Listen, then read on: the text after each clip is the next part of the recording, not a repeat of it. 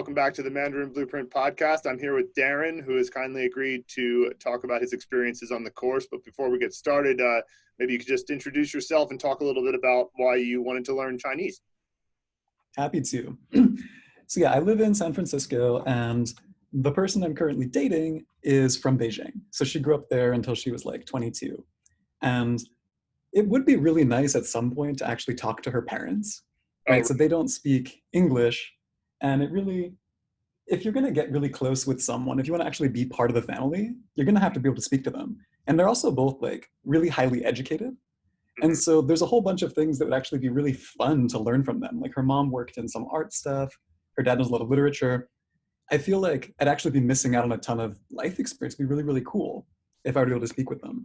And I think even beyond that, it's just that when you have this person you care about, we've only ever spoken in my native tongue and never hers, right? And I can imagine that whatever your native tongue is, it's probably like you have a different almost persona sometimes when you speak that versus a second language. And I really feel like I'm missing out on an entire part of her that I wouldn't be able to be exposed to otherwise. And so as I've learned more, granted I don't know that much yet, it's already brought up like a ton of new stories. Like I learn a word and I talk to her about it, and then she's like, oh yeah, remember like in elementary school, we were like learning to write this thing. It's actually like opened up so much more fun and so many more stories and so much more about her I never heard before. So I'm excited about it. Yeah, nice. Well, that's one of the best motivations, I think, is when you have real relationships with people who you care about. That makes a huge difference. It's like, especially these days, perhaps this is just present for me because I was just on the phone with my dad, and my dad he likes to see things through a political lens, which is, totally fine. Yeah. But he thinks that, everyone in the world is just really angry with China right now. And so he's like, well, you should maybe think about teaching some other languages as well. And I'm like, I don't think that that's the only perspective, because it's like, there's still 1 billion innocent Chinese people who have nothing to do with any of that stuff, who are just like cool and interesting, and they have their families, and they, you can potentially connect with them. And so as far as I can tell, Chinese learning is here to stay. And that's one of the main reasons, because you want to be able to connect with people who you care about. And then especially because there's been such a Chinese diaspora around the world. So you'll meet Chinese people anywhere. So so that's really cool. Like that's a great motivation to start off with. So tell me a little bit more about what you do in San Francisco. Is there any way that Chinese might fit into your professional life by chance? Or, I mean, I'm just guessing, but yeah. So like I work as a data scientist, and as you can imagine, about half of my colleagues are Chinese or ABC. And so like, it's actually really, really fun. I think that, I remember during the pronunciation course, you and Luke had talked about how like, sometimes when your pronunciation is decent, and not that mine is great, but like sometimes it's okay, you like say something to someone, their like eyes light up, and they respond to you with Chinese that's way too hard for you to understand. Right. And so like, before the pandemic started, I got to have a couple of those experiences, which are really, really motivating. Right, yeah. And so yeah, like, and then even when I was in grad school, just so many of the other scholars. So I did a PhD at Berkeley, and like so many of my friends, many of my colleagues were also like from Tsinghua or somewhere similar to that. And it was really, really cool. And I think that, maybe someday it'd be nice. I don't know, I work at Stitch Fix right now. I don't know if we're going to open a Chinese office someday, but if we do, that could also be really, really fun. Oh yeah, that would be, I've had some friends who work in, either tech companies, and Chengdu happens to have like a fintech kind of capital area in town. And there's a big software park as well. And it seems like a really exciting place. I mean, obviously you're in Silicon Valley, so that's, one of the best places to be in terms of tech, but still it's that's pretty cool. That's awesome. And so, all right, so let's talk a little bit more about, obviously the problem you were facing is you wanted to be able to connect with your family. You wanted to connect with, I'm sorry, did you say she was your wife or your girlfriend? Girlfriend at the moment. Future wife, we'll say that. So you'd be able to potentially use Chinese in your work. You'd also be able to obviously connect with your family. So let's talk a little bit about the Mandarin Blueprint course and what, you've been experiencing with that. So maybe first I'll just ask it in a kind of a general way, like what have you found interesting or helpful about the course so far? What springs to mind? Totally. I mean, I guess the reason that I started with Mandarin Blueprint, well, there are two reasons. One is the original paper by James Loach, the optimal character learning order, Hmm. is based on a technique from computer science that I was super familiar with just like from work. So topological sort is like super common computer science technique. And I had been reading about it, studying it for some interview stuff a while ago. And then when I like opened the paper, when I saw that you had mentioned it, I was like, holy crap, I actually understand how this works. And it made so much sense. And I was like, damn, that's really smart. And so I was already like really motivated around the idea behind it. Hmm. And then to be entirely honest, I did the free trial maybe like a couple months before I actually signed up for the 7 days. I learned a couple of like maybe like 3, 4 characters and I was like, nah. And then I went on to something else. I went to Lingo Deer. And then what I noticed was at some point I had seen like on a subtitle of a show that we were watching, like Gan or like Ben, like the couple that you learn first. Yeah, yeah, And I was like, wow, I actually still recognize the characters. I can still write them like 2 months later, having only put like maybe 1 hour in. And I yeah. was like, oh man, I should have just stuck with this from the beginning. Like Huh. somehow that 1 hour of studying those like 4 characters like did not go away after months. And so I realized like tend to ditch the other stuff and come back to this full time. Right, right. Yeah, that's I've heard that story a couple times before, but it is still pretty cool when you realize that like, oh yeah, it works so well that I didn't even study it or go over it again, but you still remember. So yeah, that makes sense. Yeah. That actually kind of so that sort of transitions well into the next question I always want to ask, which is as you've been doing the Hensa movie method, um, Mhm. I guess first of all, how long do you feel like it took you to kind of wrap your head around the method and kind of go, okay, I Mhm. know what they're getting at here. So you're confident moving into the next character. Like, I mean, in terms of characters, like, did you learn 10 characters or 20 characters before you felt like you understood the method? So at first, I didn't have a lot of access. The mobile wasn't working that well. So I only had desktop access when I could access it. And so I did a lot of like that binge learning of Yep. like, I guess I'm just going to do 20 characters on a Saturday and then just review and stuff during the week. And right in the beginning, you'd given the advice of like, let Anki do the work and don't worry about how good or bad your movies are.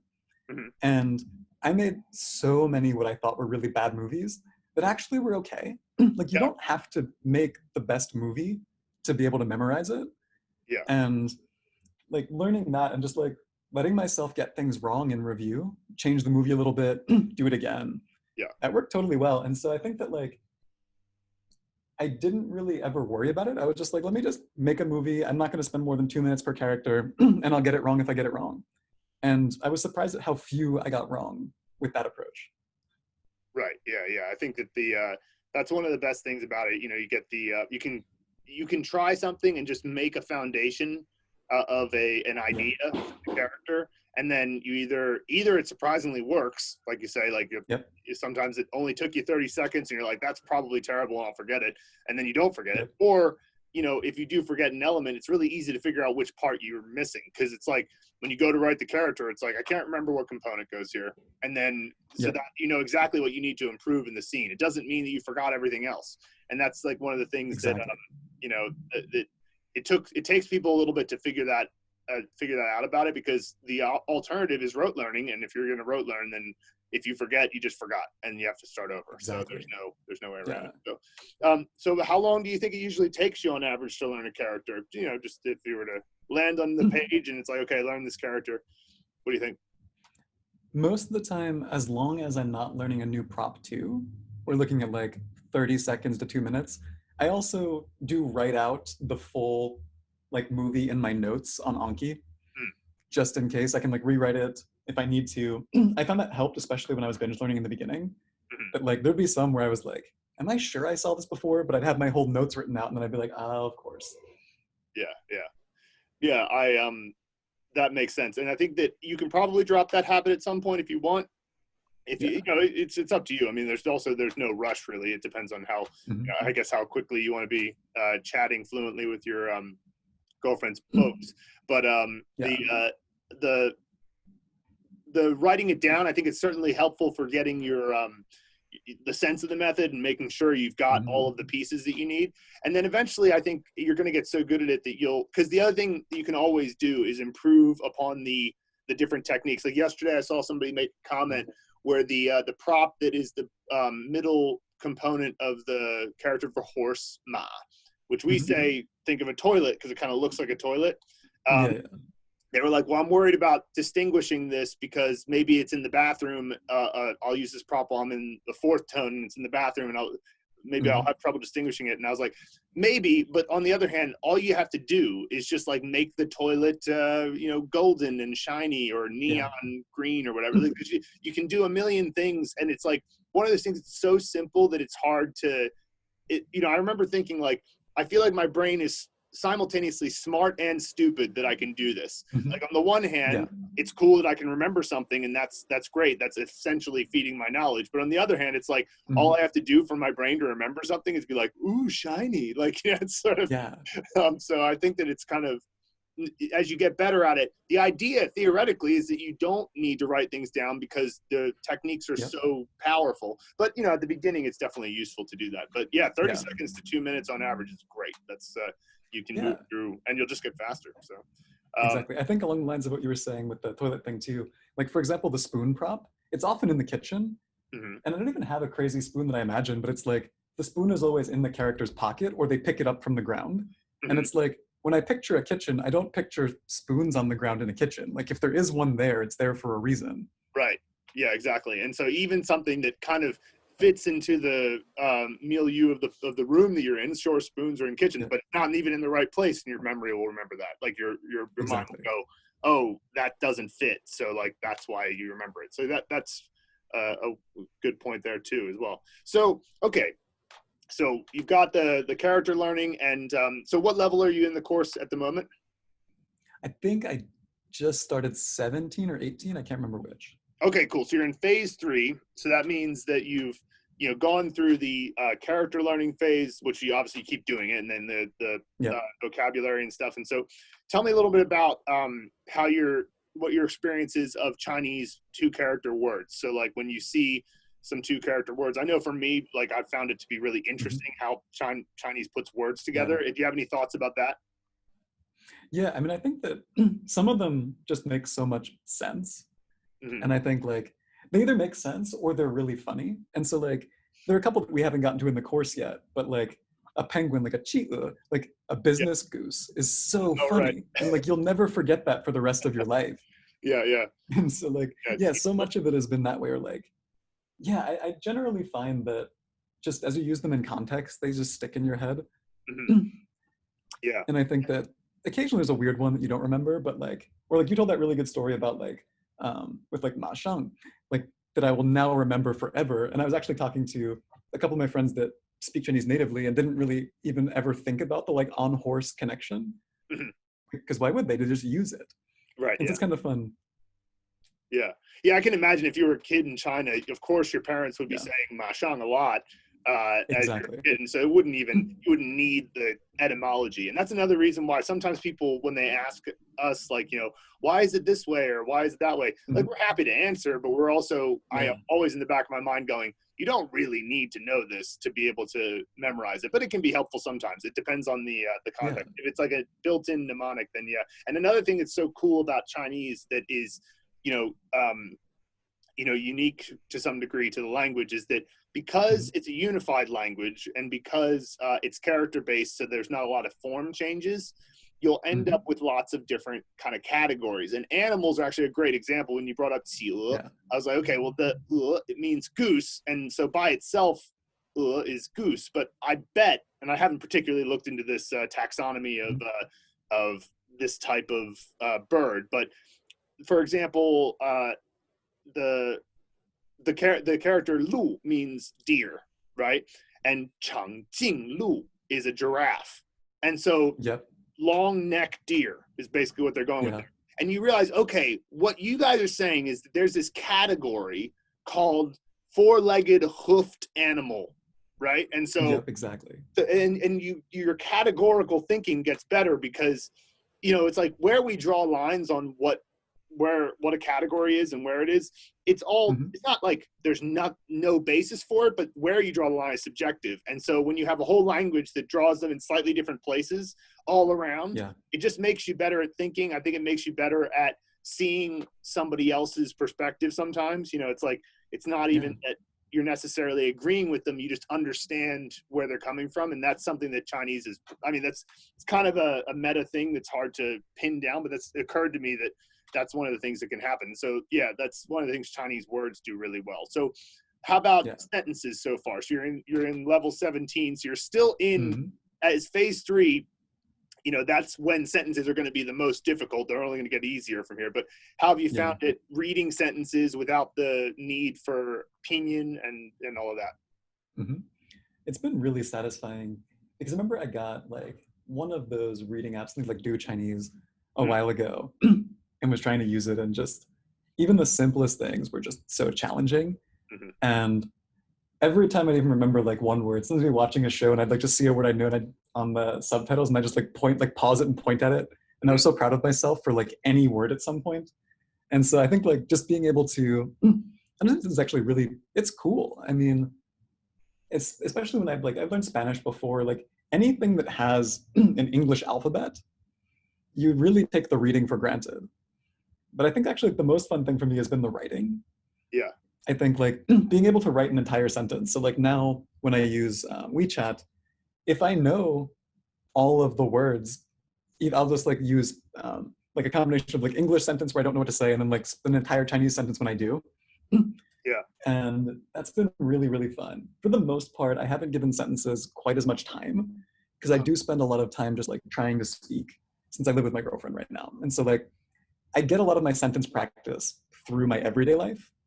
And then my time, I'm mainly focused on the characters. I've like set an arbitrary goal for myself of like trying to complete the HSK3 by the end of the summer. And so like I'm in a rush to get to the 300th character and then kind of see what happens from there. Maybe the 600th character, I forget which number is for HSK3. Yeah, I'm trying to fly for that. And I have like a Chinese teacher who I work on specifically for like HSK stuff. It's my like 1 hour every couple weeks. And so my hope is there. So I think like, I'm not sure if it'll come back to bite me, but sometimes I find the best study method is the one that's the most motivating. Yeah, there's definitely that. That's kind of the path that I'm taking. Yeah, absolutely. I mean, I definitely think that you'll want to get as much sort of like, I mean, there's this kind of basic language acquisition theory of you have to have input before you can output as well. So like it actually will help your conversations with your girlfriend if you're taking in more, because it's like it's great that she's there because that means you're going to have plenty of opportunities to practice what you know. And of course you're saying you have a Chinese teacher as well. So like that's even better. And so you have to have something to say though. And the only way to have something to say is to have seen at least some kind of structure or words there. And, but you'll get it. You're going to, if you go through the foundation course, which is character 592, is at the end of the foundation course. We then introduce a deck that's the remaining HSK 1 through 3 words that contain the same character you've learned, but like maybe weren't as high frequency.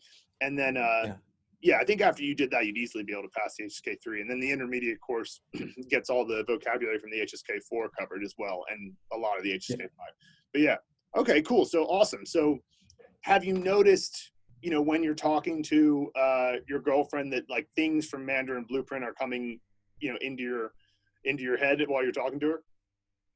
They definitely do. I think also at some point, there's an occasional sentence that she'll say to me that I don't translate in my head into English before I respond. And that's actually kind of like the most rewarding moment. Sure. Like, I don't remember when that started happening. It doesn't happen as much as I wish it did. But there are just certain things where you hear it and you're like, oh, I just know exactly what that means. Like, I don't have to think like word by word. And so I'm not like always, I find that like a lot of times in sentences when you're translating, you're like always 5 seconds behind. It's like being on a Zoom call with a really bad lag. Right. And so anytime, I think it's also a lot of it is just like figuring out what are the high frequency sentences and just making sure I use them in place of the English literally every time. And so the easiest place for that is in the kitchen, because that's where you talk about your feelings the least and just talk about what you're doing. Right. Sure. Although Chinese is great for emotional language, I will say, but you'll it's get true.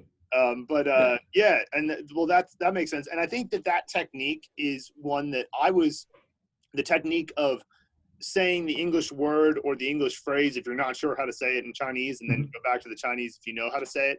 That's actually really useful because ultimately you don't want to be practicing things that are not you don't want to be practicing things that are not going to come in handy. And so like if Yep. or things that are going to create a bad habit. So like if you want to say something that you're just guessing is the right way to say it, and you're wrong, then maybe you're going to start creating a bad habit. And so it's better to just go, I'll just say this bit in English and then keep going. Yep. And then, you know, maybe you'll have an opportunity to learn how to say that in Chinese in that moment or not or whatever. But it's a technique that I, for one, I didn't want to do it as much because I thought that I was like, I don't know, it was like a failure or something if I couldn't think of the Chinese. Yeah. But that's just sort of, ultimately it keeps you speaking if you do that. And that's kind of the goal. So yeah. Awesome. All right, cool. So tell me, as you were going through the course, I mean, obviously you had some idea that we might be onto something before you started, but were you skeptical about anything? I mean, obviously you said you went away from it for a little bit, but what were you skeptical about when you started off? I think in general, the idea of one of the first things I did was look at what characters I was going to learn for each level. And I didn't learn like what until like, what was that, like character 100? And I was like, I'm not going to learn how to say I until 100 characters in. Yeah, sure. It just like, I remember just being like, but I need that one. Like that one's important. Why can't we just like skip there? And then when we got there and I saw there was like 20 strokes to it, I was like, oh, okay. Yeah. Especially when it was like built on a halberd, on an arrow. I was like, okay, this stuff is just coming out of nowhere. I see why we took so long.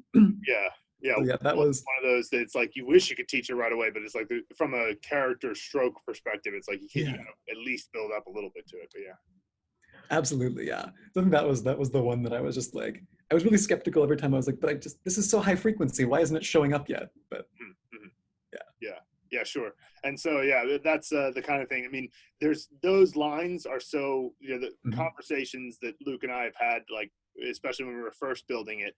Like there's an instinct of like, but how can we not teach this earlier? Like that was one of our biggest reasons why we wanted to change the order that because we learned from a book called Remembering the Simplified Hanzi by James Isaac, and that's a great book, but there's he had this idea that you can't learn the pronunciation at the same time, and so he therefore based his order pretty much only on the complexity of the character in terms of the components and strokes. So for example, the character na, which just means that, was 1,430 or something like that was the number, and we were just like, that's an example of that's way too far. You know, it is a kind of weird character, and so we get why he looked at it in that way, but we were like, no, we gotta introduce that earlier. And there was just, because if you can learn the pronunciation, then you can start learning words, and then you can start learning sentences. And so that was sort of the big kind of our early realization that with the Hanzi movie method the way it is, you can move much more quickly from knowing nothing to actually reading. And so that's obviously what we were going for. I think the other thing that I was not sure about for a while was if I just knew the character without having to think of the movie, was that sufficient? Right? And so like there were some times when it's like I just see a character and I know what tone it is and I know how it's pronounced, or I just like know exactly how to draw it and I don't even connect to the movie. And for a little bit I thought that was bad. And I was spending so much effort trying to remember the movie when it was like more work than just knowing what the character was. Right.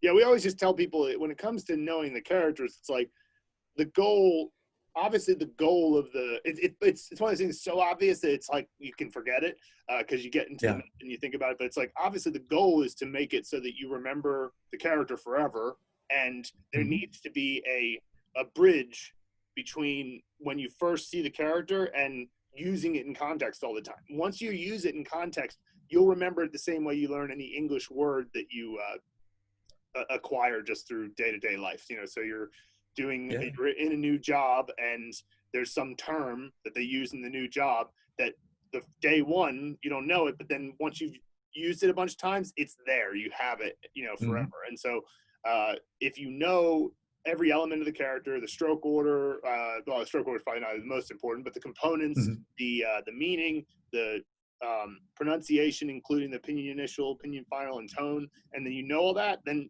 you've succeeded already. So you don't need the mnemonic device to remember it. That said, though, it's like there's so many characters that the majority you're going to need some kind of bridge between not knowing it and then seeing it in context. So yeah, Absolutely. I'm sure you've probably figured that out by now. So then, yeah. Okay, so then our next question, we obviously know that there are some technical restraints on what we're able to do, because we'd love to have an app and all that to be able to, present some of this material better. But apart from like sort of the technical requirements from a curriculum standpoint, do you have any suggestions of how we might be able to improve the course or make it a better experience? I mean, so far I've been really enjoying it. I think that I just wish more people who were students would engage with the actual video lectures. Like, I think that it was like really like a ton of them for the first like 20 characters. Then there was like this lull for a really long time. Oh, okay. And then in like the mid 100s, when you guys stop having actual movies, then the engagement goes really high up again.